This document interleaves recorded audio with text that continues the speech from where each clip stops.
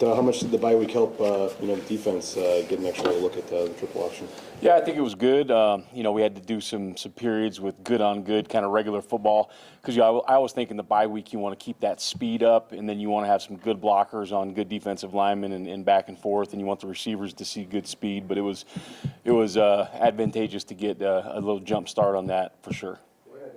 I know some of it was second half against Utah State. They had to throw the ball, but I mean they got 32 pass attempts in 2 games. They had 9 in the first game, and then even 5 in the first half of the Utah State game. What are they throwing the ball a little more, or what do you see? And obviously they had some nice throws and catches in that game too.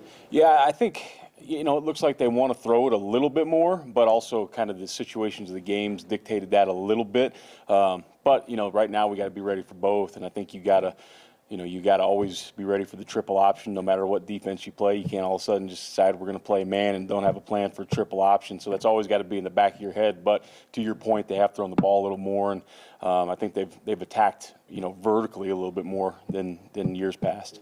Sometimes they get you because they lull you to sleep or whatever. They just 10 straight runs and DBs are falling asleep and they throw it over the top. Knowing that they've passed a little more, is that maybe a little easier to keep some of those guys engaged or ready for that? Or? Yeah, I think so. I think as they watch the game, they're going to kind of see, oh man, they're throwing the ball a little more. But just like you mentioned, you see it all the time. Like they threw a double pass one of the games we just watched. It might have been last year, but the corner's not even in the run fit, and he just falls asleep, and the guy takes off vertical, and they have a huge explosive play. So that's a thing. Like everybody's got a tough job in this game at some point. Sometimes those corners, now they've gotten some more condensed formation, so the corners are going to be part of the run fit in those. But when those corners are kind of out on the island, it's just got to do my job, do my job, do my job, do my job, even if it means I'm just covering that guy for nothing, 40 snaps in a row.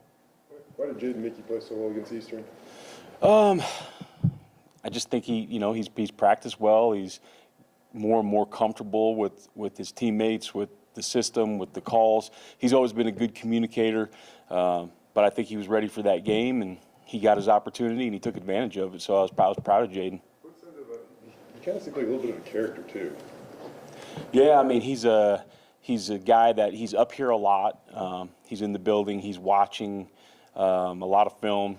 And him and Derek Ganther, I think, are pretty close, and they'll come in my office, routinely and ask me some random question about something that doesn't even pertain to what we're doing, but they're watching some football, and it's cool to see guys, not a ton of guys anymore just watching football. They're asking questions about what happened in the NFL game, about some other college games, so it's pretty cool to watch those guys operate. To be able to strip the ball and recover it, just what's that say about his aggressiveness? Yeah, I think, people talk about luck a lot of times, and luck might be something, but also I think that luck is preparation meets effort meets opportunity, and I think all those things kind of worked out. Like he got a premium look, he saw it, he played it well, he was aggressive to the ball, and then that ball kind of spun and fell right where it needed to. But all those things, him just playing hard, him preparing the right way, and then having that opportunity, I think met together, and that was awesome to see. Tackling, I'm sure you guys did more of it, getting ready for Air Force. What were your takeaways there? And did Spencer give you guys a lot of time to work on that, and maybe this week too, full-on tackling?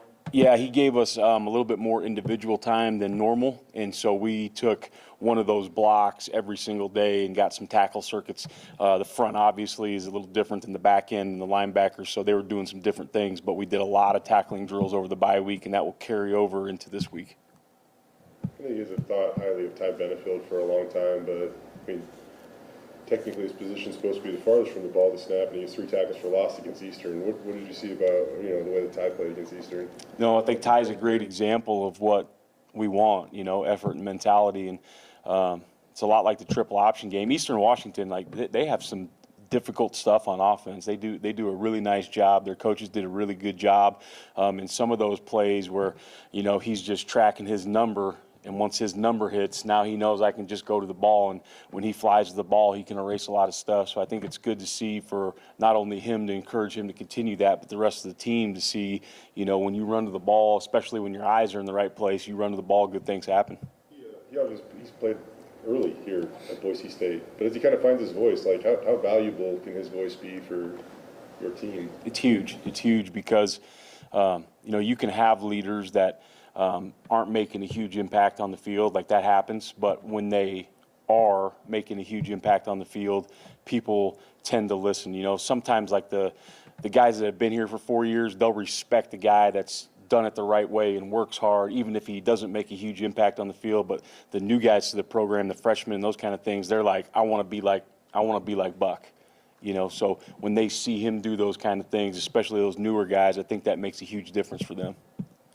I know everybody's got to be disciplined against the run and be selfless and stuff, but who are the guys, like you look at the last few times you played Air Force and your safeties have had big tackle numbers. Who are the guys that, the positions that, you know, really have to come through against the triple option? Yeah, I mean, everybody's got to come through, but it's, if you're doing your job up front, you know, you're going to get an opportunity to tackle the dive a few times. But when you're, depending on how you're, you know, organizing things, if you got the front collapsing the dive, that ball is going to get kept and the quarterback's going to run it, or it's going to get pitched. So then the safeties and linebackers have to have a huge number. If you're going to dedicate more people to the perimeter, then the D-line's got to do a really good job, which we can do in different calls. So it's going to kind of depend on what the game is and how it's flowing and what personnel they're using and what style of runs they want to attack us with. But that eye control for everybody on the team is huge. Like BJ mentioned, the corners could be in it, they could be out, they could be getting lulled to sleep, and then they got to be in. But the safeties are the guys right now, the safeties and the linebackers, that have to be dead on in what they're doing. The fact that you didn't play them last year, and so you got a decent number of players that don't have many significant snaps playing them, you know, defensively, I guess. How do you know, Spencer mentioned that, at least in terms of starting numbers, but how do you look at the gap of not playing them last year and how tough it can be if you don't have a lot of experience against them? Yeah, I think only 3 players on our defense have played Air Force before. I think Amarion, JV, and Braxton. Marco hasn't even played him. He was hurt during that spell. So it's you know, you kind of take for granted you play him every single year, and the guys are like, oh yeah, here's what I look at.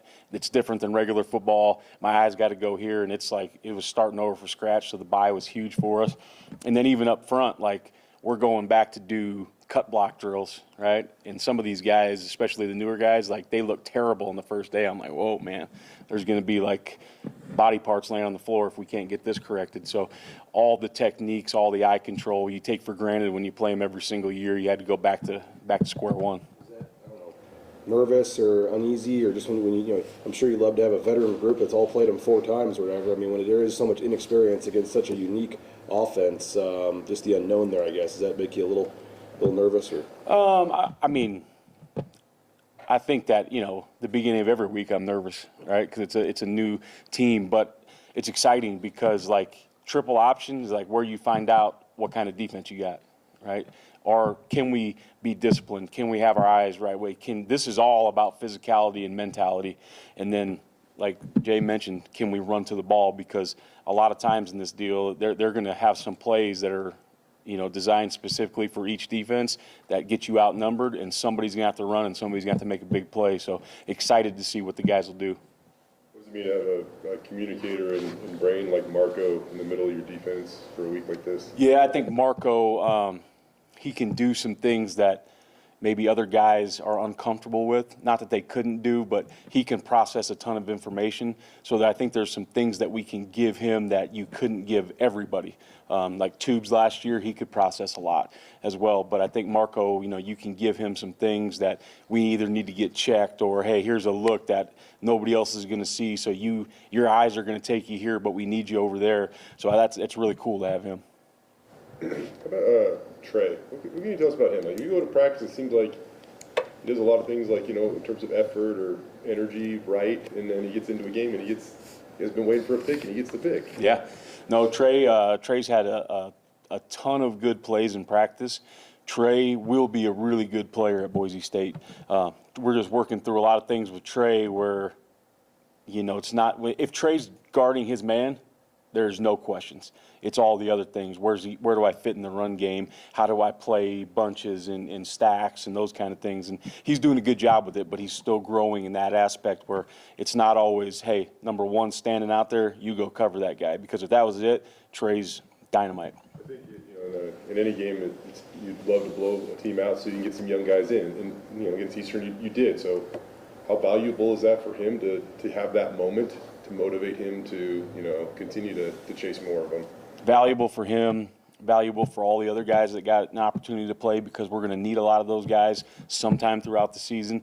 It was also very cool to watch the sideline camera and watch how the team got so juiced up when Trey got that pick. So obviously he's got some respect of his teammates. They like him. You know, that's really cool to see too. When a young guy at the end of the game makes a pick and the veteran guys are going crazy. Mad Dog's running down the sideline. Latrell is. The other DBs are going crazy. It was pretty cool. Obviously, I've been preparing for this game, you know, all offseason in terms of your schemes and things, but I don't know if you got a chance to watch it live on Saturday night. Did you pick up anything different just from their timing or anything when you're watching the game live in terms of watching the TV tape? I did get to watch it a little bit live, but it was my wife's birthday, so I couldn't dedicate all my vision to that. But I think they watching the game live, I think they made a few change-ups that were good, a few wrinkles in their offense, some of their personnel stuff. So that was some stuff that, that we had to get back in here and really take a look at on Sunday morning.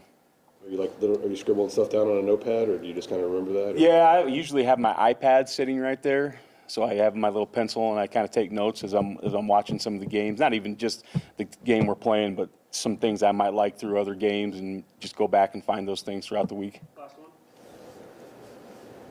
Okay. Thank you. All right. Thanks. Appreciate you guys. Thanks, Chad.